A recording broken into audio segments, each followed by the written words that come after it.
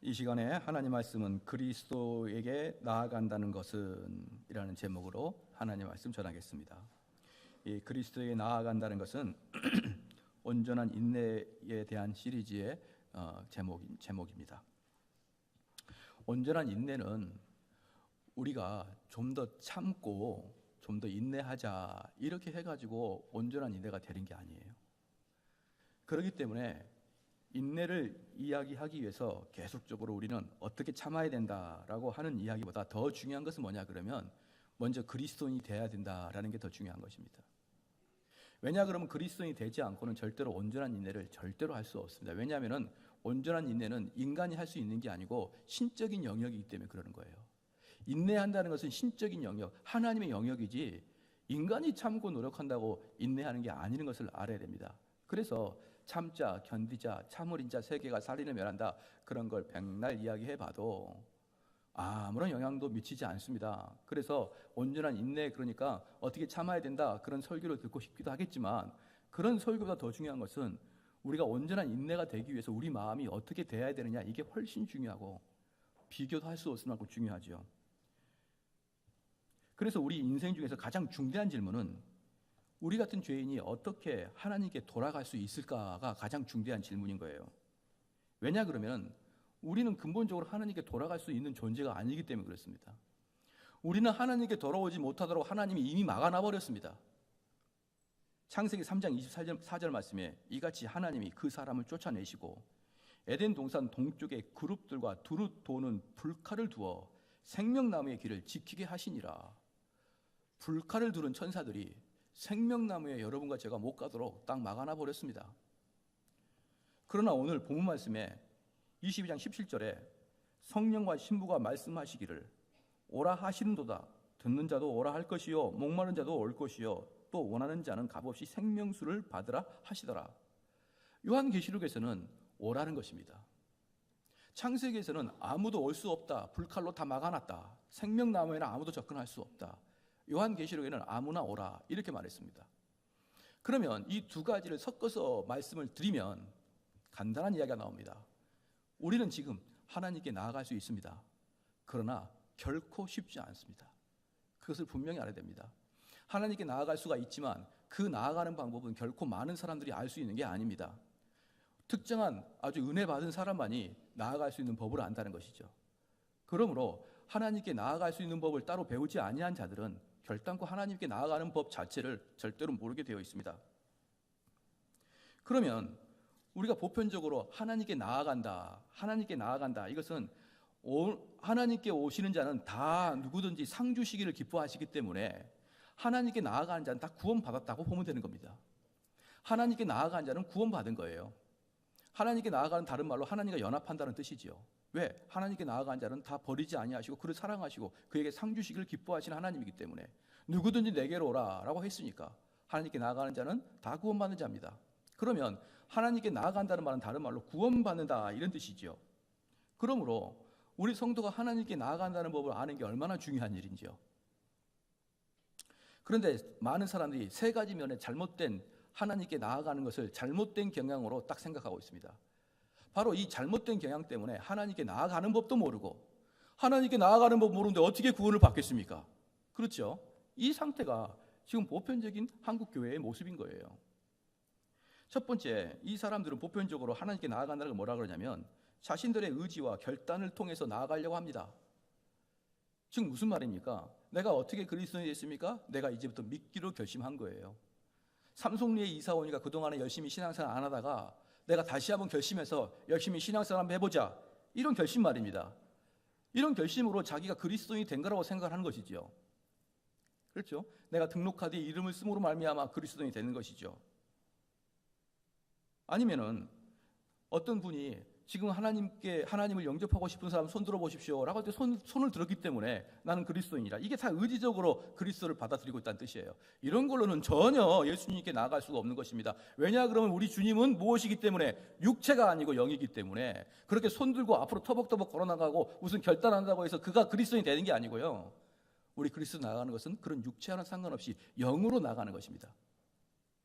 그래서 여러분들이 어떤 결심을 했다고 그것은 그다지 아무 근거가 없는 그런 겁니다. 두 번째는요, 몇 가지 지적인 동의를 하면 그 사람이 하나님께 나아갔다고 생각하는 것이에요. 몇 가지 지적 동의. 삼위일체 하나님을 믿으십니까? 네. 예수 그리스도가 하나님의 아들인 걸 믿으십니까? 네. 오직 예수 그리스도만이 여러분을 구원하는 걸 믿으십니까? 네. 그러면 구원받았다고 생각하는 거예요. 이 말 같지도 않은 소리를 하고 있는 것입니다. 그것은 믿음이 아니죠. 지적 동의죠. 지적 동의. 세 번째는 어떤 신비한 체험을 한 것입니다. 기도하는데 하나님께서 나를 감싸고 하나님께서 갑자기 나에게 임재하시고 뭐 그런 신비적인 체험 말입니다. 지금 보편적으로 하나님을 내가 받아들였습니다. 하나님과 내가 함께합니다 라고 이야기하는 사람들의 세 가지 아니겠습니까? 결단해서 내가 지금부터 예수 믿기로 결정한 것입니다. 결단했습니다. 두 번째는 뭡니까? 몇 가지 지적 동의를 했을 뿐이에요. 세 번째는 뭡니까? 신비한 체험을 했습니다. 그러나 이것은 구원과 아무 관계가 없다는 걸 여러분 알고 계십니까? 만약에 이게 구원과 관계됐다 그러면요, 굳이 성경이 이렇게까지 많이 필요가 있는 게 아닙니다. 그렇기 때문에 그럼 뭐가 도대체 하나님께 나아가는 것입니까? 라는 궁금한 점이 무엇입니까? 우리는 도대체 하나님께 나아가는 게 뭔지를 모르고 있다는 뜻이에요. 그러면 그리스도와 연합한다는 것이 무엇인가? 이 연합을 부르심을 통해 이루시는데 이 부르심은 도대체 어떤 것들이 있는지 우리가 좀 볼 필요가 있습니다. 마태복음 11장 28절에 수고하고 무거운 짐진 자들아 다 내게로 오라 내가 너희를 쉬게 하리라 그랬습니다. 우리 주님께서는 모든 사람을 초청하시는 거예요. 모든 사람을 초청하는데 존 버년의 철로역정에 보면은 이런 이야기가 나옵니다. 이 크리스찬이 파괴의 도성을 도망치기 전에 그들을 향해서 자기 가족과 이웃에게 진지하게 복음을 전합니다. 왜 어떻게 복음을 전합니까? 이 성을 탈피하지 아니하면 이 성의 멸망이 올 것이다. 그러니까 빨리 이 성을 탈피해서 우리가 저 천국의 도성으로 향해 가자라고 이야기할 때 많은 사람들이 그 크리스찬을 비웃었지요. 사랑하는 성도 여러분, 바로 이게 복음인 것입니다. 복음은 말이죠, 제일 처음에 복음의 선포가 될 때는 공포와 저주가 선포가 되는 것입니다. 지금 이 도성에 있으면 너희는 죽는다, 이게 복음이에요. 복음은 당신은 살아납니다, 이게 복음이 아니고 당신은 죽는다가 복음이란 말입니다. 지금 이 성에 너희가 그대로 앉아있으면 너는 죽어. 그러니까 이 성을 나와야 살아, 이게 복음이에요. 그런데 앞에 이 성에 그냥 있으면 죽을 빼버리고 이 성을 나오면 너가 살아, 이것은 복음이 아니고 짝복음입니다. 반쪽 복음입니다. 그래서 복음에는 당연히 공포와 저주가 선포가 되는 게 복음이에요.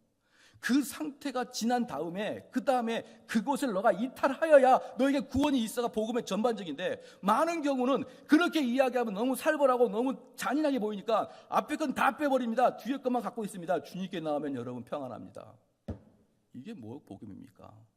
이건 복음의 복자도 아닙니다. 이것은 단지 아부할 뿐입니다.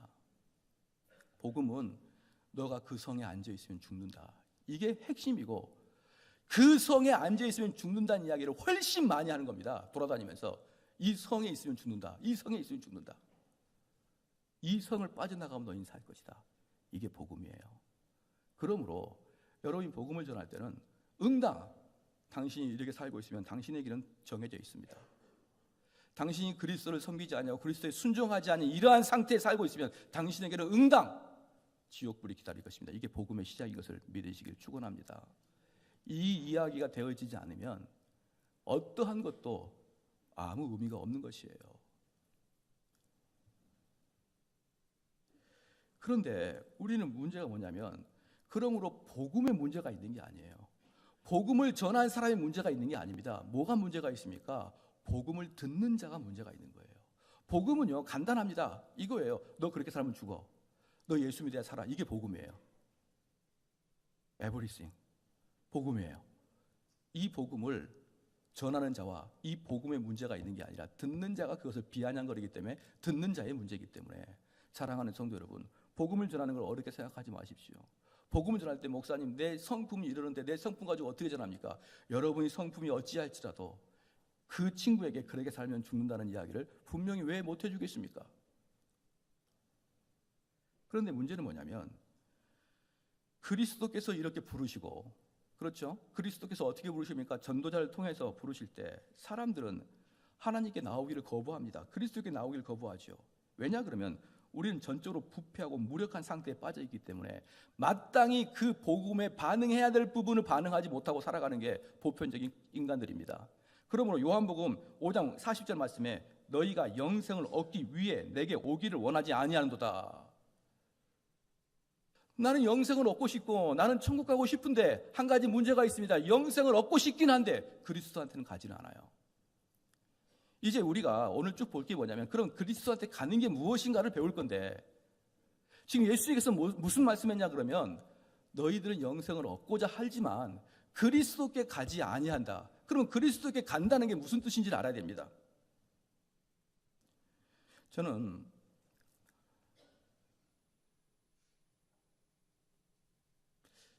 많은 경우에 그리스도를 따르십시오.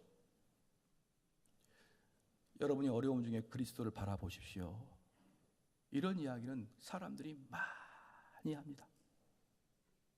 안 하는 사람이 어디 있겠습니까? 근데 그럼 그리스도한테 가는 게 무엇입니까? 라는 걸 이야기해 줘야 할 거 아니에요. 그리스도를 바라보는 게 어떻게 바라보는가를 이야기해 줘야 될 거 아닙니까? 맨날 그리스도 바라보라 그러면 답니까? 어떻게 바라볼 줄 알아야 바라보지요. 어떻게 그분을 따르는 게 어떻게 따르는 게 그분을 따르는 건지 어떤 청교도 목사님이 목회도 안 되고 한탄하면서 창밖을 내다보고 있었답니다. 창밖을 내다보고 있었는데 돼지 한 마리가 사육사 한 마리를 절절절절 따라가더랍니다. 근데 그 사육사는 누구냐 그러면 그 돼지를 도살장으로 끌고 가는 사육사였어요. 근데 그 돼지는 자기가 죽을지도 모르고 절절절절 따라갑니다. 그래서 이 목사가 딱 보고 있다가 탁 무릎을 치면서 쫓아갔습니다.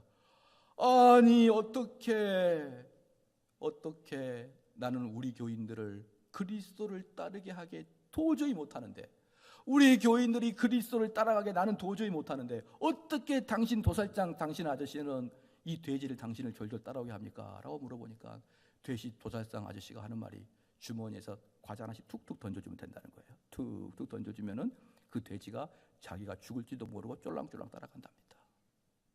사랑하는 성도 여러분, 이 던져주는 게 삶으로 던져주는 음식인지 지옥으로 가는 음식인지 구별을 해야 여러분이 지옥과 천국을 구별할 수 있을 거 아닙니까?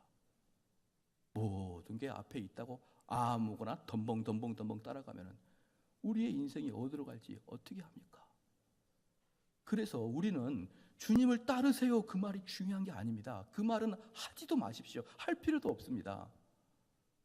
무엇이 주님을 따르는 것인가를 알아야 되는 것이에요.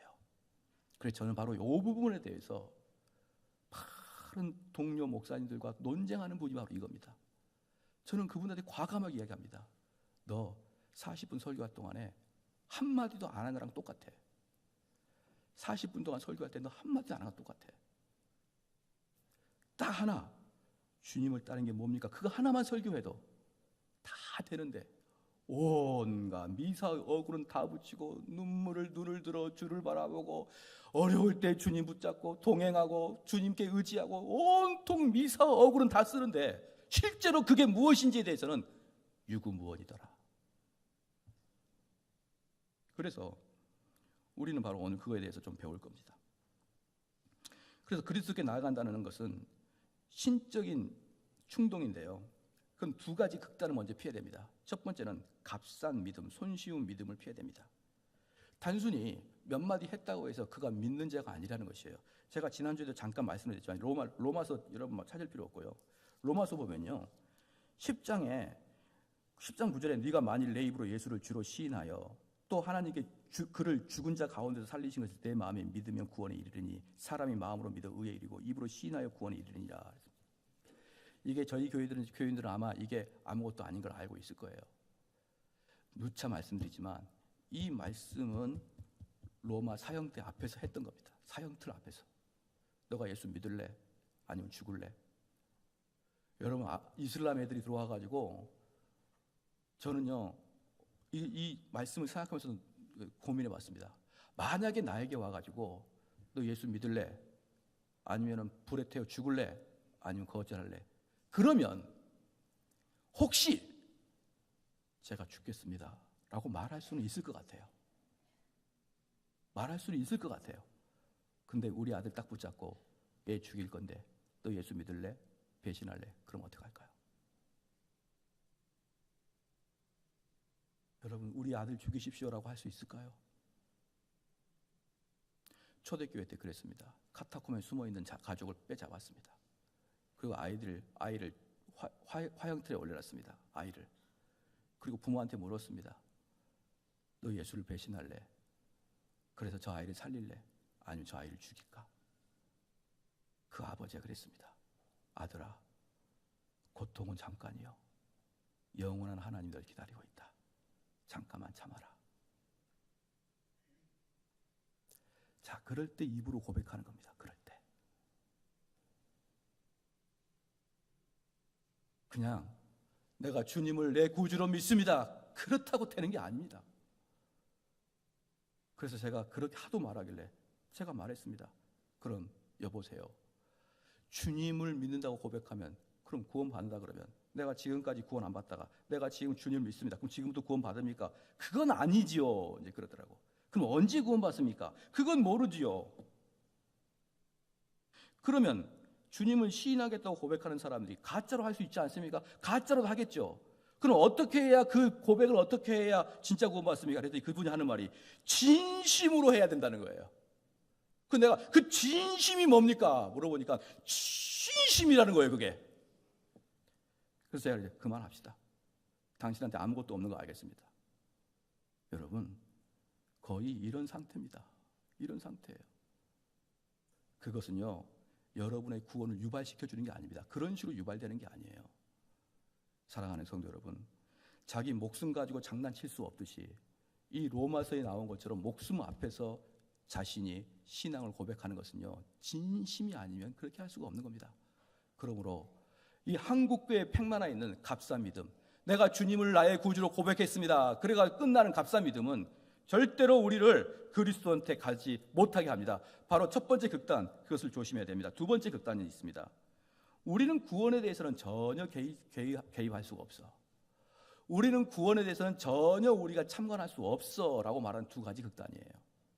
이 극단은 뭐냐면, 구원은 오직 하나님께서만 하시는 일이지 어떻게 목사와 이 교회에서 구원의 일을 한단 말이냐라고 이야기하는 것입니다. 사랑하는 성도 여러분, 물어보겠습니다. 만약에 목회자와 이 교회가 구원에 대한 일을 하지 않는다면 이 교회의 존재 이유가 무엇일까요? 교회의 존재 이유는 도대체 무엇일까요? 병원에서 사람을 수술할 수 없다 그러면 그 병원의 존재 이유는 무엇일까요? 그래서 이 두 극단은 우리를 철저하게 구원에 이탈시킵니다. 값싼 믿음과 그 다음에 너무너무 구원은 우리와 관계없어서 우리가 관여할 거리가 없다라고 하는 두 가지 극단은 우리를 구원으로부터 눈을 딱 닫아버리고 입 닫아버리게 하고 있습니다. 그래서 첫 번째, 값싼 믿음이 있는 곳에서는 더 이상 구원을 선포하는 이야기가 안 나오겠죠. 더 이상 구원을 선포하는 그런 메시지가 안 나오겠죠. 두 번째, 우리는 도저히 구원에 관계할 수 없으니까 더 이상 구원에 대한 선포가 안 나오겠죠. 둘 다 구원에 대한 선포를 입을 닫아버리고 맙니다. 사랑하는 성도 여러분, 구원에 이르지 못한 자가 결국 교회에 앉아 있어도 사건과 사고와 불행과 불씨가 싹 트는 건 당연한 거예요. 왜? 거듭남과 상관이 없으니까. 오직 거듭난 자만이 그러한 것들을 이겨낼 수 있고 그러한 것들을 불을 꺼버릴 수 있는데, 나는 이미 거듭났다고 확증이 돼버리고 내 마음속은 여전히 성도가 아닌데 거듭났다고 하는데 이 속에서 불일 듯 일어나는 것은 불신자와 똑같은 모습이 있는데 이미 합격증을 받아버렸으니 더 이상 그 사람에게 구원을 이루게 하는 회개도 촉구도 못하는 것입니다. 사랑하는 성도 여러분, 이 두 가지가 많은 교회에 널리 퍼져 있습니다. 그러나 우리가 왜 못하겠습니까? 마가복음 9장 23절에 할 수 있거든이 무슨 말이냐? 믿는 자에게는 능치 못할 일이 없느니라, 이 말씀이 있고, 사도행전 16장 31절에 주 예수를 믿으라, 그리하면 너와 내 집에 구원을 받으리라. 주 예수를 믿으라. 그러면 왠지 내가 먼저 결단하고 믿는 것 같죠. 그래서 에베소서 2장 8절 말씀에 너희는 그 은혜에 의해 믿음으로 말미암아 구원을 받았나니 이는 너에게서 난 것이 아니요 하나님의 선물이시다 라고 했습니다. 그러니까 성경에는 두 가지 같이 있습니다. 주 예수를 믿어라. 적극적으로 너가 주 예수를 믿어라는 거예요. 그런데 또 다른 바울 서신이 뭐라고 합니까? 그 믿는 것은 네가 믿는 게 아니라 하나님이 선물을 주신 것이다 라고 이야기하는 겁니다. 그럼 나보고 어떻게 하라고? 그럼 성도들은 곧바로 이렇게 합니다. 하나님이 선물을 주실 때까지 기다리는 경향이 있는데 그렇지 않습니다. 이렇게 말하면 됩니다. 주 예수를 믿기를 각오하고 주 예수를 따르기로 각오하고 주 예수를 열심히 추구하고 주 예수께 그 말씀을 듣기를 사모하는 자는 선물을 받은 자입니다. 이걸 순서를 절대로 바꾸면 안 됩니다. 선물을 받았기 때문에 여러분이 그것을 수행한다, 믿는다 라고 나오면 끝까지 선물을 받을 때까지 기다립니다. 그런데 정확하게 성경은 뭐냐면 너희들이 그분을 추구하는 것은 너희들이 선물을 받았기 때문에 추구한다는 거예요. 그렇기 때문에 내가 선택을 받았냐 안 받았냐 그런 거 따지지 마시고 우리는 여기에서 해야 될 게 있습니다. 무엇입니까? 말씀 듣고 말씀 붙들고 회개하고 그 말씀이 나에게 적용되게 해달라고 기도하고 주님 뜻대로 살아가게 해달라고 기도하는 게 바로 그런 자가 선택받은 자입니다. 여러분 이걸 절대로 바꾸면 안 됩니다. 그러면 인간의 무능력 때문에 우리는 그러한 일을 따라갈 수가 없죠. 아담이 타락하여 죽었습니다. 하나님께서 아담에게 그 선악과를 먹는 날엔 정령 죽으리라 그랬습니다. 그 정령 죽은 게 영혼이 죽어 있는 것이죠. 영이 죽어 있죠. 그렇기 때문에 모든 사람은 태어나면서부터 영이 다 죽어 있는 상태로 태어납니다. 그러면 성경에는 요한복음에 보면 소경도 많이 나와요. 절름발이도 많이 나옵니다. 안진뱅이도 많이 나옵니다. 심지어 나사로 같은 경우 죽습니다. 자, 이 모든 것들이 다 무엇을 예표하냐 그러면 말이죠.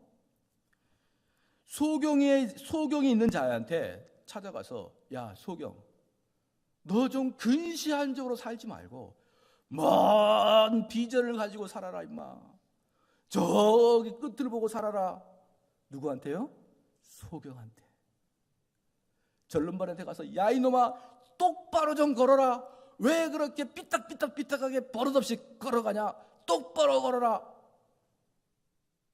안진뱅이한테 점프하라. 그곳에서 너가 만족하지 말고 그곳에서 한 단계 더 점프해라.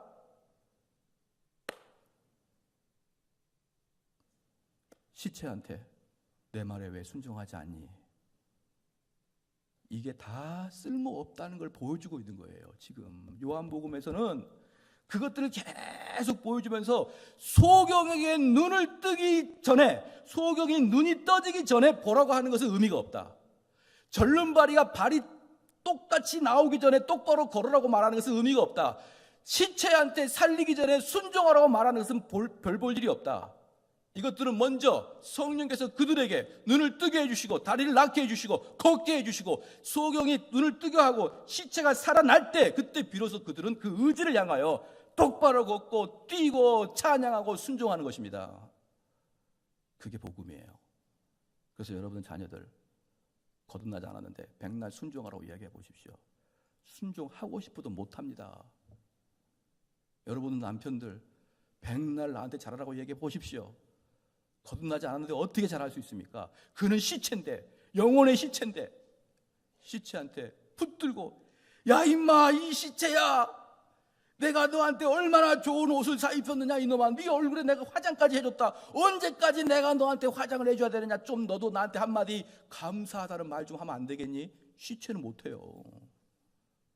시체는 내가 너한테 언제까지 너한테 후라시를 비춰가지고 밝은 빛을 비춰야 너가 앞을 볼 수 있겠니? 왜 이렇게 못 보니? 난 다 보는데. 장님은 절대 못 봅니다. 그래서 먼저 하나님의 은혜로 그들의 눈이 떠지고 그들의 다리가 완성된 다음에 자연스럽게 일어나는 것이 똑바로 걷는 거예요. 그래서 저는 안타까운 게 뭐냐 그러면 많은 성도들이 목사님 그래도 좀 구체적으로 어떻게 사는 것인지 가르쳐 주십시오. 근데요 구체적으로 사는 것은 저한테 배울 필요 없이 초등학교 중학교 도덕 선생님한테 배우면 다 압니다. 다 알아요. 어디 선생님이 가다가 아무도 안 보면 살짝 새치게 해라 누가 그렇게 가르치겠습니까? 어떤 선생님이 가다가 누구 말 안 해서 한 대 확 때려 피고 그래라 그렇게 가르친 사람이 어디 있겠습니까? 아무도 그렇게 하지 않습니다. 우리 성도는 말이에요 꼭 교회에서 어떻게 살지 않아도 다 배웁니다. 근데 문제는 뭡니까? 그렇게 살 수 있는 능력이 없는 거예요. 그렇게 살 수 있는 능력이 없습니다. 그렇게 살 수 없는 능력이, 그렇게 살 수 있는 능력이 없는 사람한테 그렇게 살아라고 이야기하는 것은 말하는 자도 그렇고 듣는 자도 힘듭니다. 시체도 인격이 있지 않습니까? 맨날 누워 있어야 되는데 계속 일어나라, 일어나라, 순종하라. 사랑하는 성도 여러분, 바로 그게 그리스도와 연합입니다. 그리스도와 연합이 있고 난 다음에 그 다음에 모든 게 진행되는 것이죠. 얼마 전에 그 기독교 신문을 보니까 턴업이라는 운동을 하더라고요. 턴업. 턴업이 뭐냐 그러면 이제 기독교는 더 이상 떨어질 데도 없다. 바닥 다 쳤다. 이제 다시 턴에서 올라오자. 이런 운동을 주도하는 어떤 목사님이 계시는데 신학교마다 돌아다니면서 그 강연을 하더라고요. 강연이라기보다는 채플 시간에 우리의 턴업 운동에 동참해 주십시오라고 쭉 도는데 그분이 턴업 운동을 했던 얘기가 뭐냐면 개교회주의를 극복하고 개인주의를 극복해야만 된다라는 것이에요. 개교회주의를 극복하고 개인주의를 극복해야 된다는 것입니다. 그래서 제가 읽다가 그렇게 생각했죠. 그 이야기한다고 그들이 개교회주의를 극복할 것 같냐? 그렇게 이야기하는 사람들이 개인주의를 바꿀 것 같습니까? 저는요, 그러한 시간들이 전부 다 헛된 시간으로 보이는 거예요. 헛된 시간으로. 그런 무브먼트 해가지고 사람들한테 동력을 이끌어서 야, 우리 한번 열심히 해보자. 그렇게 마음을 심어주는 것은 사람을 절대 변화시킬 수 없습니다. 사랑하는 성도 여러분, 우리 이제 교회가 청결운동을 합시다. 못하는 겁니다. 이번에 보니까 무슨 순결운동도 사인받고 그러는데 순결운동 해도 안 됩니다. 그렇게 한다고 해서 사회가 변할 것 같으면 이 사회가 얼마나 쉽습니까? 그거에서 변하지 않습니다. 저는 마음이 아픈 게 무엇이냐? 마음이 아픈 게 뭐냐? 그 강연은 어디서 했습니까? 신학교 돌아다니면서 했습니다. 신학교 돌아다니면서 했다는 게 무슨 말입니까? 그 학교 학장이 허락해 줬다는 거예요. 그게 무슨 말입니까? 그 학장조차도 말씀의 복음이 내 속에서 어떻게 메커니즘을 가지고 돌아가는지를 모른다는 거예요. 그죠? 우리 한번 열심히 한번 해봅시다. 우리 한번 순결운동 해봅시다. 우리가 개교회주의를 물리칩시다. 이렇게 구호를 외치고 그렇게 다짐하면은 될 거라고 생각하는 그런 무지함. 저는 바로 여기서 통탄을 합니다. 그분이 턴업 운동을 하는 것은 그분의 개인적인 문제니까 신앙이 그렇다고 치고 신학 지식이 그렇다고 칠 수 있어요. 그러나 한국교회 신학교에서 그들을 오픈시켜서 신학생들 모아놓고 채플 시간에 그 강의를 하게 하고 그래 우리도 여기에 참여합시다. 이렇게 다짐이나 하는 그러한 게 기독교냐 이 말이에요. 기독교는 말입니다. 그런 식으로 다짐하는 게 아니에요. 의지적 결단이 아닙니다. 믿으시길 주의로 축원합니다. 그것은 정확하게 말하면 아무 의미가 없는 것들입니다. 지난번에 제가 한번 이야기를 했습니다. 우리 아내가 그 청계천에서 몇 년 전에 여성 청소년들이 성폭행을 당해서 한 번은 그 청계천에서 어린이 성폭행 없는 원년의 발단식을 했어요. 발기식을. 어린이 성폭행이 없는 원년. 그걸 준비하려고 한 달 내내 밤 12시에 들어오더라고요. 그래서 한마디 했습니다. 만약에 2016년이 어린이 성폭행이 없는 원년이다. 그럼 성폭행범이 올해부터는 안 해야겠다. 그렇게 은혜 받냐? 그럼 나보고 어쩌라고? 그래서 제가 뭐라고 했느냐? 방법은 없다마는 참 쓸모없는 일을 한다. 참으로 쓸모없는 일을 한다. 성폭행이 없는 원년을 해. 뭐가 없는 시작에 해. 그렇게 선포하고 결단한다고 아무것도 변화되는 거 없습니다. 사랑하는 성도 여러분, 이것을 여러분이 믿어야 됩니다. 이것을 믿을 때 우리는 무엇이 필요하냐면 이 일을 이끌어낼 수 있는 원동력인 힘이 필요하고 그 원동력인 힘인 성령인 것을 알아야 되는 것이고 그 성령을 갈급하기에 내 마음속에 온 정신을 투자해서 그 성령을 받고자 하는 마음으로 돌이키는 거예요. 만약에 이것을 여러분이 정확하게 깨닫지 못한다 그러면 계속 결정하고 다짐하고 다시 한번 해보자. 내가 다시는 안 할게. 이번 주에 부부의 날이라 그래가지고요. 아니 왜 그런 사람들이 설문조사 하는지 모르겠습니다. 아내들한테 제일 믿지 못한 사람 누구냐? 1등이 남편이에요. 그것도 압도적인 숫자로. 2등이 3등이 친구, 4등이 엄마. 30% 이상이 남편을 믿지 못해요. 제가 그것을 캡처해가지고 우리 아내한테 보냈습니다. 여보, 이렇게 나왔는데 참 비참하다. 당신은 나한테 어떻게 생각하나? 한참 고민한 지 한참 있다 답장이 왔습니다. 대동소이하지 뭐. 자, 남편이 다 그렇죠. 그러면 그 남편이 아내한테 내가 이제부터 잘할게. 그럼 여자는 믿습니까? 당신 그 말 도대체 몇 번째 하는 거야? 이제부터 잘할게. 이제부터 잘할게. 이제부터 안 그럴게. 그거 말 안 듣는 남편, 말 안 듣는 아내 있으면요, 그게 얼마나 의미 없는 이야기인지 다 아시죠?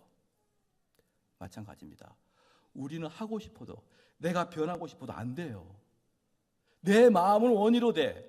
또 다른 법이 나를 끌고 감으로 인해서 그게 안 된단 말입니다. 그래서 우리는 진짜 중요한 게 뭐냐면 어떻게 살아라가 아니라 너가 지금 그리스도한테 가고 있느냐가 중요한 거예요. 그거 하나면 모든 게 해결됩니다. 모든 게 해결돼요. 그래서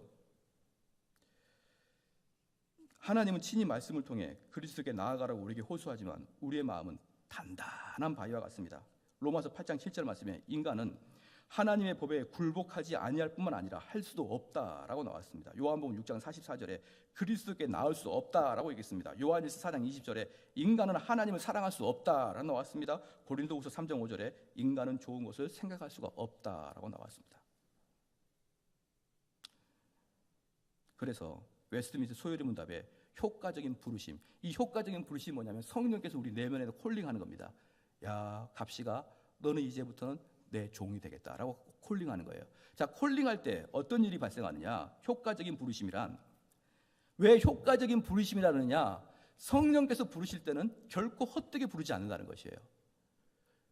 여러분이 영업하는 신분들은 영업할 때 그 사람하고 영업할 때 실수할 수도 그 영업에 실패할 수 있지 않습니까? 그런데 하나님께서는 그걸 내가 하겠다고 하면 100% 하겠다는 것이에요. 그래서 효과적인 부르심이라고 합니다. 하나님 웨스트민스터 소요리 문답 제31문답에 있습니다. 하나님 영의 사역으로 이때 하나님의 영은 우리에게 우리의 죄의 비참함을 자각시키게 해주시고 우리 지성을 밝혀주시고 그리스도를 아는 지식을 갖게 하고 우리의 의지를 새롭게 함으로써 우리를 설복시켜 우리가 복음을 통해 값없이 제공된 예수 그리스도를 받아들일 수 있게 한다. 예수 그리스도를 받아들일 수 있게 한다. 이 이야기 앞에 게 중요합니다. 무엇입니까? 첫 번째, 우리 죄를 비참하게 자각하게 하고. 이게 첫 번째입니다. 사랑하는 성도 여러분, 여러분들이 예수 그리스도께 받아들이진 첫 번째 스텝은 내가 얼마나 비참하냐에 달려 있어요. 그러면 내가 얼마나 비참한 게 무슨 뜻인지도 제가 이야기를 해드려야 됩니다. 왜냐하면 이렇게 구체적으로 이야기 안 하면 뭐라고 합니까? 목사님, 제가 죄인이죠. 목사님, 제가 나쁜 놈이에요. 이렇게 이야기하는 것이 자기가 지금 죄를 회개하고 있다는 것이에요. 목사님, 제 잘못이죠 제 잘못이죠 그게 나는 아니라는 거예요. 그게 나는 잘못 없다. 그러나 에티켓이 있고 예의가 있으니까 잘못이라고 인정하는 겁니다. 그냥 말로. 근데 속으로는 아무 잘못을 인정하지 않아요. 여러분 혹시 살인을 저지른 사람이 TV에 나온 거 보셨습니까? 그럼 기자들이 묻습니다. 왜 죽이셨나요? 유족들에게 할 말이 없나요? 그러면 그들이 제가 잘못이죠 그렇게 하지 않아요. 그들은요 뭐 합니까? 모자 쓰고 마스크 쓰고 이러고 있습니다. 자기가 진짜 잘못한 거 아는 사람은 한마디도 못합니다. 한마디도 못해요. 근데 자꾸 입에서 말 나오는 것은 자기가 잘못하고 있지 않다는 거예요. 제가 잘못이라는 겁니다. 제가. 근데 나는 뭐니까 에티켓을 아니까 그래 내가 잘못했다 한마디 인정해줘요. 그리고 제가 잘못했다는 거예요. 제가. 사랑하는 성도 여러분, 진짜 잘못을 아는 사람은 한마디도 못해요. 한마디도. 여러분들이 그리스도에게 받아들여질 첫 번째 조건, 내가 진정으로 죄인인 걸 깨닫는 자입니다. 엉엉 울기만 하고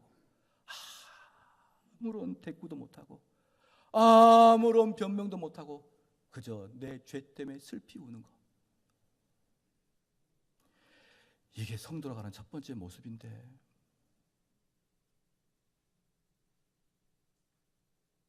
저는 그러한 분들을 많이 보기를 원해요. 우리 교회에서는. 우리 교회도 이제 시작이지 않습니까? 이제 삼성제일교도 여기서 시작한 지 3년밖에 안 되지 않았습니까? 이제 시작이에요. 다 그렇게는 할 수 없습니다. 그러나 시간이 지나면서 옛날에는 자기 주장 따박따박 했던 사람이, 옛날에는 자기가 억울하다고 따박따박 권면했던 사람이, 옛날에는 자기가 옳다라고 증명했던 사람이 이제는 시간이 지나면 아무 말도 못하고 그냥 울기만 하는 그런 자들로 우리 교회가 가득 찼으면 좋겠습니다. 할렐루야. 이게 믿는 자예요. 내가 예수를 믿습니다. 이게 아닙니다. 내가 예수님의 하나님의 아들을 믿습니다. 이게 아니에요. 믿는 자의 첫 번째 모습은 어떤 말도 못하고 눈물만 흘리고 있는 겁니다. 그게 자기가 죄를 자기가 자각하고 있다는 뜻이에요.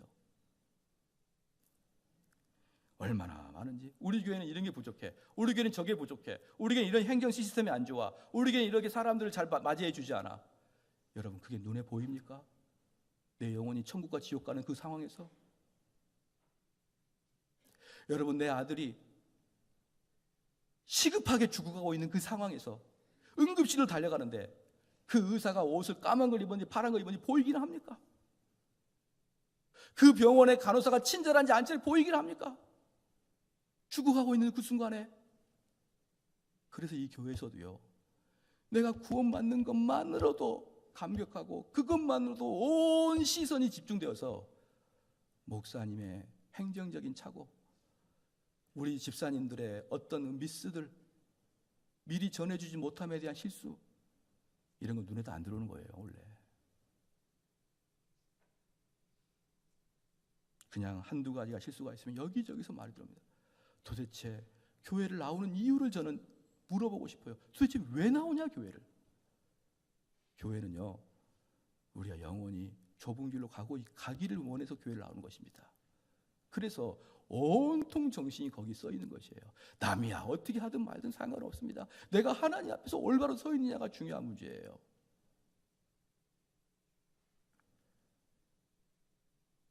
그래서요, 두 번째, 그 다음에 죄를 비참하게 자각한 다음에 우리의 지성을 주님이 밝혀주십니다. 우리의 지성을 밝혀주시는데 여기서 잘 보시면요, 똑같은 말씀을 함에도 불구하고 교회를 처음 나온 사람도 제 이야기를 듣고 이해가 됩니다라고 말하는 사람이 있는데 나는 이해를 못하겠다라고 하는 사람도 있어요. 그것은 이 설교자의 잘못이 아니라 듣는 자의 잘못인 것입니다. 만약에 전체가 다 이 이야기를 다 이해할 수 없다, 그럼 당연히 설교자의 문제죠. 그런데 어떤 사람은 그 말씀의 은혜를 받고 어떤 사람을 못 받으면은 아까 철로의 역장에 존 버년이 말했듯이 이 도성에 있으면 다 망합니다라고 말했던 존 버년의 문제가 아니고 크리스찬의 문제가 아니고 그것을 듣고 비아냥거렸던 그들의 문제입니다. 제가 지금 설교하고 있는데 아무도 안 줍니다. 여기는 아무도 안 줘요. 물론 뒤통수 뒤에 숨어서 얼른 졸고 눈을 깬 사람도 있겠죠.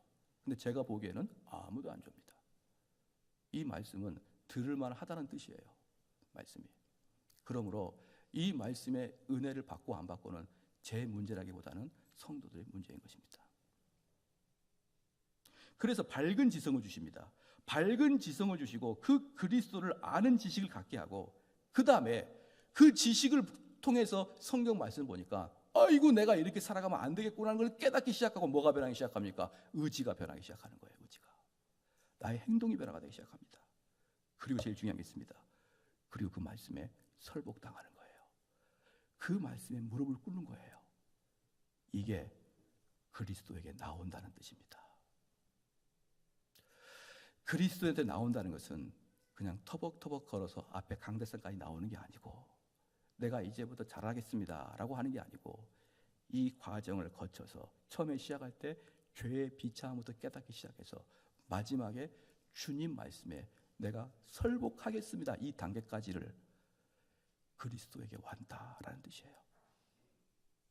그러므로 목회자가 권면하고 목회자가 말씀으로 그들에게 권면할 때 그 말씀이 듣기 싫고 그 말씀에 반항을 하고 싶고 이런 자는 결국 무엇입니까?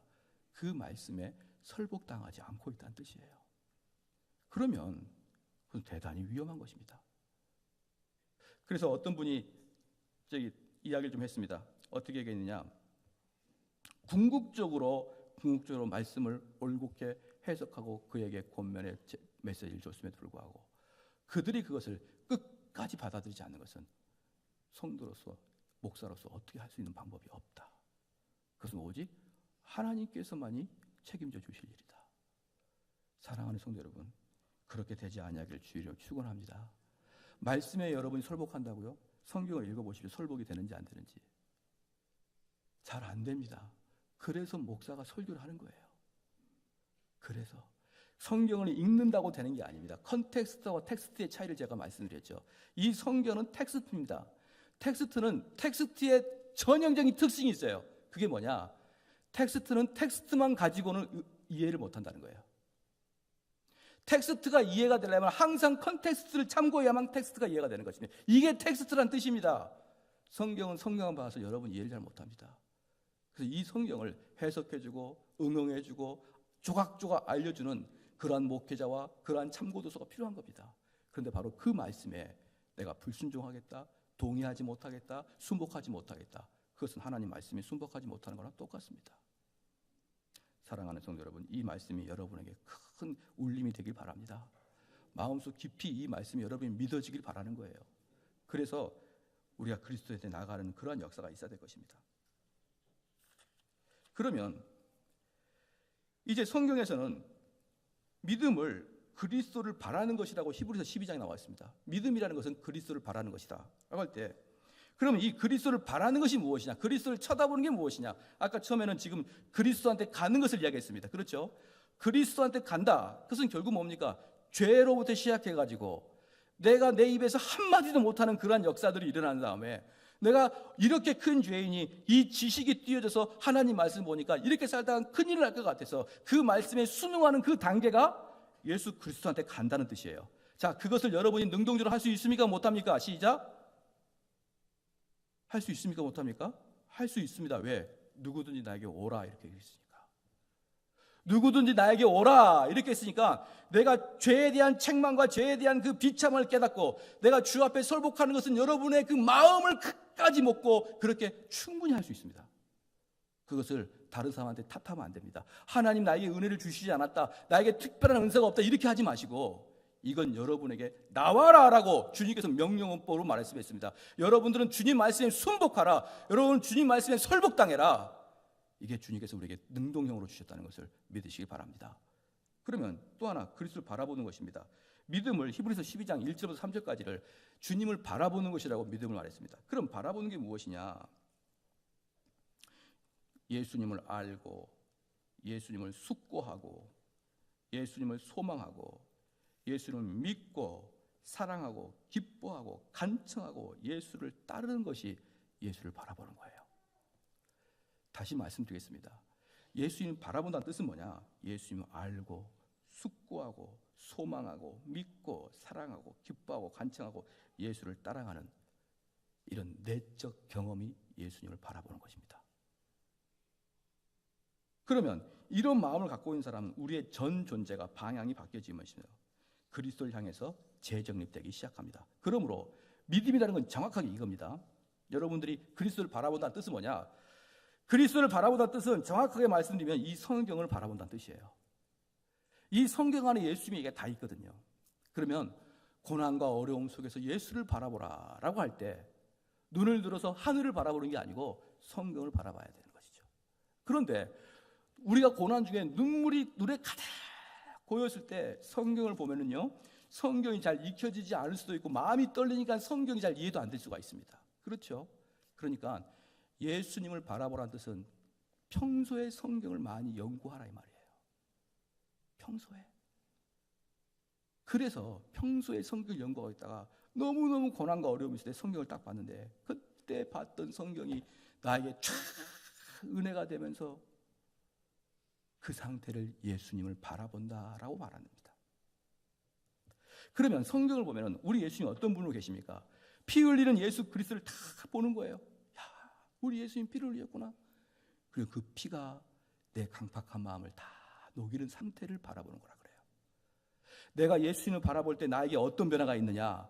예수 그리스도의 피를 바라볼 때 내 마음에 돌짝 같은 팥이 녹아지는 그 상태, 그걸 바로 바라보고 있다는 뜻입니다.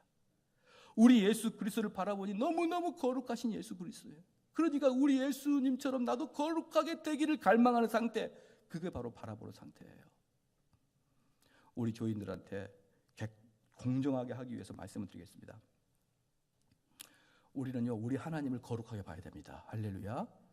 그러면 앞으로 우리 교회가 어떻게 진행되기를 원하냐 그러면요, 이건 당회하고 더 의논을 해봐야겠지만 전 교인 20분 전 착석하는 운동을 할 겁니다.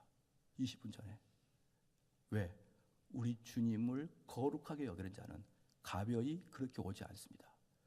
예배 시간 직전에 오거나 거의 시작돼서 들어오면은 그 마음 상태가 벌써 분주하기 시작하기 때문에 그렇지 않습니다. 그래서 예배 시간 20분 전에 다 앉아서 조용히 묵상하고, 그리고 15분 동안 시편 찬송을 배우고 5분 동안 묵상하고 그 거룩하신 하나님을 담고자 하는 마음으로 예배를 준비하는 겁니다.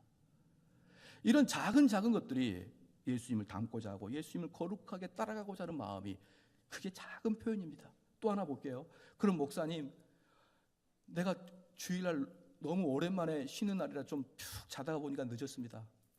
그렇게 말씀을 하실 수가 있잖아요. 그러기 위해서 토요일 날을 빨리 자는 거예요. 토요일 날에 그동안 못했던 거 실컷 하면서 게임도 하고 책도 보면 실컷 하면서 밤늦게 새벽 2시, 3시 자면 당연히 늦게 일어나겠죠. 그러나 경건한 집안은 아버지, 어머니가 얘들아, 내일 주일 준비해야 된다. 이제 저녁 먹었으니까 좀 가족끼리 놀다가 10시에 자자. 왜? 내일은 주일이니까. 할렐루야. 이게 작은 부분이지만 주님을 거룩하게 여기는 겁니다. 아주 작은 부분이지만. 엄마, 아빠 토요일 날은 남들은 밤 새벽 2시까지 노는데 우리는 왜 그래? 우리는 거룩한 자손이니까. 우리는 또 내일 하나님 만나면 명확하고 깨끗한 정신과 선명한 가치관으로 주님 만나야 되니까 토요일 날 좀 빨리 자자. 또한 우리 주님을 보니까 우리 주님이 얼마나 겸손합니까? 그랬더니 이렇게 기도하는 겁니다. 주님, 저는 이렇게 기도하는 사람이 많았으면 좋겠습니다. 우리 교회에서 제가 겸손에 1등하게 하여 주시옵소서. 내가 우리 주님의 겸손을 가장 담게 하여 주시옵소서. 어떤 분은 저한테 그렇게 얘기합니다. 저는 목사님 좀 겸손한 것 같지 않아요. 여러분 스스로가 겸손한 것 같지 않으면 그 사람은 큰일 날 사람입니다. 보편적으로 사람들이요, 자기가 겸손하다고 생각하는데 남들이 보면 교만한 사람이 있어요. 근데 그 도를 넘어서 버리면 자기도 자기가 교만한 줄 알아요. 그 사람은요, 이미 끝난 사람이 가깝습니다. 무서운 저주의 상태로 빠져요. 빨리 돌아서십시오. 빨리 돌아서십시오. 우리는 그리스도처럼 겸손해지기를 간절히 바라야 됩니다. 주님, 내가 예수님처럼 겸손한 자 되게 하여 주시옵소서. 내가 이 교회에서는 헌신도 못하고 내가 이 교회에서는 시간도 많이 못 내지만 겸손함에 있어서는 타의 추종을 불허하는 자가 되게 하여 주시옵소서.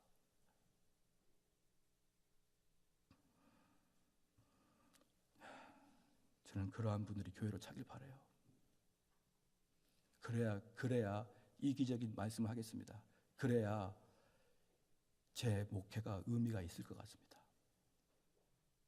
이건 저 좋으라고 하는 소리도 됩니다. 많은 사람이 겸손하여 자기 주장하지 아니하는 그 입을 가지고 있는 교회를 목회한다는 거 얼마나 영광스러울까요? 여기저기 찾아다니면서 목회자가 중재하고 그런 교회가 얼마나 저는 힘들까요? 다 알아서 스스로 입을 봉합하고 눈물을 흘리며 하나님만이 내 마음을 아십니다라고 하는 교회가 얼마나 행복할까요? 할렐루야. 지난주에 우리 중국 목사님들이 우리 교회에 오셨죠. 오후 예배 때. 딱 하나였습니다. 청교도 교회는 어떻게 예배를 드리는지 보고 싶다. 청교도 예배는 하나님께 뜨겁게 찬양을 하고 회개의 영이 깊고 또 하나 모두가 겸손한 겁니다. 그게 청교도 교회예요. 그래서 저희들이 어떤 교회가 목사님 개혁교회를 잘한답니다, 어떤 교회가 청교도를 잘한답니다, 저희들 방문해봐요. 방문하면 대번에 보는 게 성도들의 교만함이 보입니다. 목사님, 뭐 우리는 이런 두꺼운 책을 읽어요. 얼마나 교만한지 몰라요. 그래, 그 두꺼운 책에서 뭐하게? 그 두꺼운 책이 너를 구원으로 이끈다 그러면 수많은 읽은, 그래서 기독교를 비판하려고 하는 수많이 성경을 읽은 사람들은 얼마나 많은 줄 아십니까? 자유주의적 기독교, 안티 기독교, 얘네들 수많이 읽습니다. 여러분에게 가장 그리스도인 드러날 게 뭡니까? 겸손해야 돼요. 겸손. 바로 이게 그리스도를 바라본다는 뜻이에요. 그러니까 어려움과 고난이 있을 때 그리스도를 바라보십시오라고 그냥 구호를 외치지 말고, 어려움과 고난이 있을 때 어떻게 합니까? 예수 그리스도의 피를 묵상하고 마음에 단단한 것을 녹이게 하여 주시고, 어려움과 고난과 억울함이 있을 때마다 내 마음에 겸손함을 주십시오라고 기도하는 게 예수님을 바라보는 거예요. 마지막으로, 그럼 우리가 어떻게 그리스도를 붙잡아야 되는가라는 것입니다. 우리가 어떻게 그리스도를 붙잡아야 되는가? 우리는 주님께 나오는 게 자발적인 마음으로 나와야 됩니다. 항상 우리 주님은 자원하는 마음을 중요히 여깁니다. 우리 학생들, 초등학생, 중학생, 고등학생은 저를 잘 보십시오. 여러분들이 이곳에 나올 때 기쁨으로 나온 아이들은요, 참으로 은혜가 있는 아이들이에요. 근데 엄마 아빠가 나오라 그러니까 나온다. 하나님은 그걸 받지 않으십니다. 왜? 하나님은 자발적으로 와서 자발적으로 하나님을 찬미하는 자를 좋아하기 때문에 그렇습니다. 그래서 이 예배를 참고 견디는 게 아니라 이 예배를 기쁨으로 누리는 것입니다. 할렐루야. 우리 아이들 정말 대단합니다. 정말 대단합니다. 왜? 지금까지 꿈쩍도 안 하고 조는 애가 없으니까. 정말 대단해요. 여러분, 그러나 조금 더 자발적으로, 우리 엄마 아빠가 나오라 그랬으니까, 우리 엄마 아빠가 내 옆에 앉으라 그랬으니까 그냥 앉아있자가 아니라 기쁨으로 주 앞에 나오시길 주님을 축원합니다. 그 다음에 두 번째는요, 그리스도에게 나온다는 것은 또 어떤 뜻이냐 그러면, 예수 그리스도한테 나오는 것 외에는 전부 다 부차적인 게 됩니다. 부차적인 게. 여러분, 누군가를 사랑하게 되죠? 그럼 온통 사랑하는 사람으로 머리를 가득 차게 되지 않습니까? 사랑하는 사람이 있다고 내가 직장을 그만두는 것도 아니고요. 가끔 사람들이 그럽니다. 내가 주님을 섬기라라고 하면은, 목사님의 설교를 들으면은 모든 세상의 직업을 다 그만두고 그냥 교회에서 하루 종일 살아야 될 것 같습니다라는 말은 하는데, 그게 아니에요. 내가 누군가를 전적으로 사랑하게 된다면, 내가 직장에 있을 때든지 내가 집안에 있을 때든지 그 사랑하는 사람을 항상 생각하듯이, 번뜩번뜩 그 사랑하는 생각하면 기분이 좋아지듯이, 내가 직장을 그만두지 않지 않습니까? 사랑하는 사람이 있다고 하여서. 마찬가지로 내가 주님을 사랑하면은 주님께 나가서 예배드리고 주님 말씀 듣고자 하는 마음이 불붙듯이 일어나는 거예요. 물론 시간상 조건상 못 나올 수는 있지만 그 마음속에 항상 그 마음이 불일듯이 일어나면서, 나의 가장 큰 목표, 가장 큰 비전은 뭐냐? 내가 직장에서 돈 많이 벌고 출세한 게 아니라 어떻게 해야 이거 빨리 끝나고 주님 앞에 가서 또 예배드릴까? 어떻게 해야 내가 기도할 수 있을까? 이 마음이 기뻐하는 마음으로 되는 거예요. 할렐루야. 너희는 먼저 그의 나라와 그의 의를 구하면 여러분 힘들게 해주지 않으신단 말입니다. 그걸 믿으셔야 돼요. 목사님 그렇게 살아가지고 이렇게 경쟁시 살아남을 수 있습니까? 하나님이 해주신다고 하지 않으십니까? 너희가 그렇게 해봤느냐? 많은 목사님들이 묻습니다. 목사님, 제가 목회를 어떻게 하는지도 이야기하고 제 설교를 들은 사람이 저한테 와서 항상 물어요. 목사님 그렇게 목회해서 목회가 됩니까? 제가 묻습니다. 목사님은 이렇게 해보셨나요? 항상 사람은 해보지 않냐고 상상 속으로 추측으로 그렇게 하면 안 될 것 같다는 그냥 이야기를 해버립니다. 목사님 저는 그렇게 성도를 쥐잡듯이 잡으면 누가 교회 오겠습니까? 제가 항상 말합니다. 해보시고 하십시오. 해보시면은 주님께서 피하실 길도 주고 주님께서 예배하실 길도 주십니다. 할렐루야. 마찬가지로요, 여러분 이 세상에서 전력을 다해야 출세할 것이라고 생각하죠. 근데 주님의 의를 먼저 해보십시오. 해보시고 된다 안 된다 이야기를 해봐야 될 거 아니겠습니까? 해보지도 않고 저렇게 했다간 사회에서 도태하고 말 거야, 그런 두려움 속에서 못하지 않습니까? 그러나 우리가 주님께 나아가는 자들은 어떻게 합니까? 여기서 말씀 듣고 여기서 예배 드리는 게 가장 주 업무가 되는 것이고, 여기서 말씀 듣고 여기서 예배 드리고 여기서 성도들과의 교제하기를 원하는 마음이 일주일 내내 삶에서 가장 주 원인이 됩니다. 이러한 것들이 우리 교회에 있기를 주님의 이름으로 축원합니다. 시편 110편 3절 말씀에 주의 권능의 날에 주의 백성이 거룩한 옷을 입고 즐거이 헌신하니 새벽 이슬 같은 주의 청년들이 주께 나오는도다. 주께 새벽 이슬 같은 청년이 나와 그들이 했으면 하는 게 뭡니까? 헌신하더라. 그럼 하나님의 위엄과 거룩하심을 접할 때 사람의 반응은 무엇입니까? 궁극적으로 자기를 부인하는 것입니다.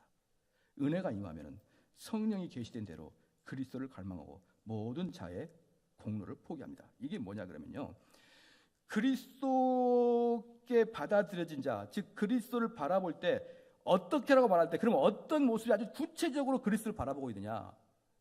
예수 그리스도를 바라보니 어디서 봅니까? 성경을 보니 내가 죄인인 거예요. 그렇게 내가 잘났다고 말했는데 이 성경을 보니 그렇게 내가 죄인인 것입니다. 그러니까 그때부터 뭐가 됩니까? 자기를 부인하기 시작합니다. 아, 내가 참 나쁜 놈이구나. 그럼 자기를 부인한다는 말이 무슨 말이냐? 말씀의 결론이니까 잘 들어주십시오. 이게 그리스도를 바라보는 거예요. 자기를 부인한다는 것은 억울함 당해도 화 안 내는 게 자기 부인하는 겁니다. 그게 부인한 거예요. 자기를 긍정하는 것은 억울함 당할 때 입에 침이 튀기도록 변호하는 게 자기를 긍정하는 겁니다. 여러분, 말씀을 통해서 내가 얼마나 죄인인 걸 깨닫는 사람은 자기 변호하지 않습니다. 그래, 네 말이 맞지 뭐. 내가 뭘 주장할 수 있겠니? 하나님의 은혜가 임하면 여러분 마음속에 죄에 대한 자각이 심할 것이고, 죄에 대한 자각이 심하면 누가 나를 욕해도 나는 괜찮은 상태가 되는 것입니다. 좀 더 확대해 볼게요. 자기 자신을 부인한 것 중에 좀 더 확대되면 자기 가족들도 부인해야 됩니다. 무슨 말입니까? 자기 어머니를 누가 욕하고 자기 자녀가 누가 어디서 억울함을 당하고 올 때조차도 여러분 흥분하지 마십시오. 할렐루야. 흥분하지 마십시오. 저는 제가 언젠가도 말씀드렸지만 저는 목회 원칙이 하나 있습니다. 원칙 중에 하나 뭐냐면, 저희 딸이 지금 사춘기 아닙니까? 그러면 사춘기이기 때문에 어디서든지 부딪히고 옵니다. 그러면 우리 딸이 뭐라고 하겠습니까? 아빠, 누구누구 정말 짜증나요. 아빠, 어떤 선생님 정말 화나요. 아빠, 어떠한 집사님 화납니다. 그렇게 자녀가 저한테 이야기합니다. 당연히 이야기하겠죠. 자기가 차별당하는 걸 못 참지 않습니까? 보편적으로 사람들이. 아빠, 나는 열심히 했는데 열심히 안 한 저 사람을 줬어요. 그럴 때 이건 학교에서도 마찬가지입니다. 한 번은 학교에서 우리 딸아이가 화가 나가지고 왔습니다. 아빠, 3명이 똑같이 떠들었는데 나만 혼냈어요, 선생님이. 정말 화가 나요. 이렇게 이야기했습니다. 그럼 제가 묻습니다. 애야, 네가 뭘 그렇게 잘못했길래 선생님이 너한테 화를 내니? 아빠, 내가 잘못한 게 아니고 그냥 그분이 나를 섭섭하게 했습니다. 아, 그러냐? 뭘 네가 잘못했기 그러냐? 그렇게 10번만 묻습니다. 10번 물으면요, 나중에 한마디도 대답 못합니다. 우리 딸이 남들에게 손가락질 당하고 우리 딸이 남들에게 평가절하를 당하는 것은 다 네 탓이다. 네가 남들에게 안 입어 보이고 너가 남들 눈에 그렇게 편협하게 보이니까 사람들이 너를 책망하는 것이지. 나는 너가 회개하길 바란다. 제가 그게 목회 기본 방침 중에 하나입니다. 여러분 자녀들이 여러분에 와가지고 교회 선생님, 교회 목사님, 집사님 욕할 때 여러분 마음속에 분을 품지 마십시오. 그것은 자기를 부인하고 있는 게 아닙니다. 자기를 너무나 긍정하고 있는 거예요. 우리 자녀들 여전히 죄인입니다. 우리 자녀를 타락한 본성을 가지고 있습니다. 타락한 본성으로 평가하는 것을 왜 내가 마음에 가다듬어야 됩니까? 걔가 왜곡한 건데요. 그러므로 물론 서운한 게 있을 것입니다. 그래도 애야, 네가 잘못했다. 너 회개해야 된다. 너가 선생님 눈에 얼마나 말을 안 들어 보였으면 너만 책망할까? 그래서 제가 그랬습니다. 3명을 떠드는데 자기만 책망했다는 것이죠. 학교 선생님이. 그래서 제가 딸한테 그랬습니다. 선생님 보시기에 네가 주동자같이 보여서 그런다. 아빠랑 이야기 안 할 거야 이제. 이렇게 가지. 이런 교회가 되길 바랍니다. 우리 옆 사람 다 형제 자매죠. 할렐루야. 우리 옆 사람 손 한번 잡읍시다. 우리 형제 자매입니다. 그러면 그 옆 사람이 여러분 자녀를 혼내킨다고 칩시다. 그럼 누가 혼낸 겁니까? 작은 아버지가 혼내는 거잖아요. 그러면 기쁨으로 받아들여야죠. 여긴 전체가 큰 가족 아닙니까? 그럼 어른이 자녀를 혼내는 것은 이 교회에서 야, 너 교회에서 뛰면 안 돼. 야, 너 교회에서 그렇게 짧은 옷 입고 오면 안 돼. 야, 너 교회에서 그렇게 말하면 안 돼. 그렇게 혼낼 수 있고 권면할 수 있는 게 교회가 돼야 되죠. 그럴 때 자기 부모는 그 권면해 준 집사에게 감사하는 마음을 가져야죠. 그게 교회가 됩니다. 우리 마지막 찬양 한 장만 하고 기도 좀 하겠습니다. 188장 찬양하고 기도하겠습니다. 188장이 복음을 아주 잘